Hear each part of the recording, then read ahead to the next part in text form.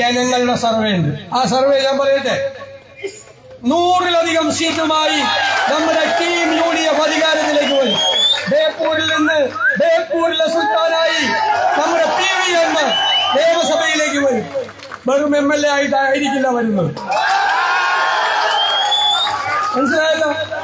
നല്ല ഭൂരിപക്ഷത്തിൽ ജയിപ്പിക്കണം. നല്ല ഭൂരിപക്ഷം. അതിന് അങ്ങനെ ജയിപ്പിച്ചാൽ ബേപ്പൂരിലൊരു സമ്മാനം ഉണ്ടാകും.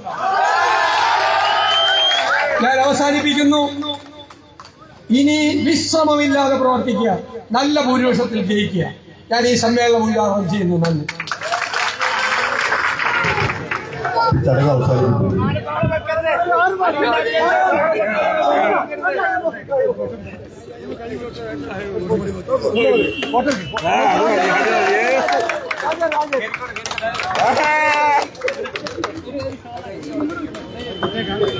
വീഡിയോ